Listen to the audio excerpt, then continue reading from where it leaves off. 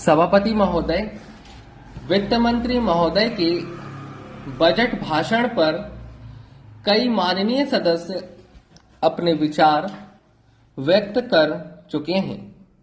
कुछ सदस्यों ने वित्त मंत्री महोदय के सामने बड़े अच्छे सुझाव प्रस्तुत किए हैं। मैं भी सदन को इस संबंध में अपने विचारों से अवगत कराना चाहता हूं। सर्वप्रथम मैं कर ढांचे के बारे में अपने विचार रखना चाहता हूं। बजट में करों में कुछ छूट दी गई है, किंतु कुछ चीजों पर कर बढ़ाए गए हैं जो आम आदमी के प्रयोग में नहीं आती हैं। मैं वित्त मंत्री द्वारा करों में जो राहत दी गई है उससे गरीबों को कुछ लाभ होगा, इसमें मुझे संदेह है। मेरे विचार से भारत की कर प्रणाली को बहुत सरल बनाया जाना चाहिए। कर इस प्रकार से लगाए जाने चाहिए जिससे आम लोगों पर इसका असर न पड़े। हम देखते हैं कि सरकार किसी वस्तु पर थोड़ा कर लगाती है, किंतु बाजार में उसके दुगने दाम बढ़ जाते हैं। कर बढ़ाने के साथ साथ सरकार को यह भी कहना चाहिए कि किस किस वस्तु पर दाम नहीं बढ़ाया जाएगा।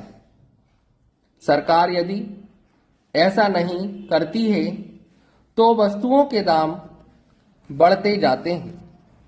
वह सरकार उसे रोक नहीं पाती है। सरकार को ऐसे कदम उठाने चाहिए जिससे देश की गरीब जनता को लाभ मिल सके। महोदय, यह खुशी की बात है कि सरकार का ध्यान मूल्यों के बढ़ने पर पूर्ण रूप से है। इस बात के लिए सरकार प्रयास भी कर रही है कि भविष्य में मूल्यों में वृद्धि ना हो। बजट में इस बात का भी जिक्र किया गया है कि जो असंतुलन है उसको भी दूर करने का प्रयास किया जाएगा। यह बहुत ही सराहनीय कार्य होगा और मेरी समझ में इससे देश का विकास होगा। हमारा देश एक कृषि प्रधान देश है। देश की अर्थव्यवस्था कृषि पर निर्भर करती है। बजट में किसानों के लाभ के बारे में कोई जिक्र नहीं किया गया है। किसान मेहनत से अपने खेत में अनाज पैदा करता है। सरकार को चाहिए कि किसान के अनाज को बेचने की अच्छी व्यवस्था कर दे और उन्हें उचित मूल्य दिला दे।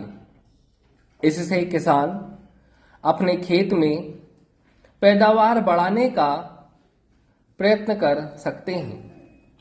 मैं मंत्री महोदय से निवेदन करना चाहता हूं कि बजट में कुछ संशोधन करने पर विचार किया जाए और उसमें ऐसे निर्णय लिए जाएं ताकि देश में जिस उद्देश्य के लिए प्रजातंत्र की स्थापना की गई हो वह पूरा हो सके।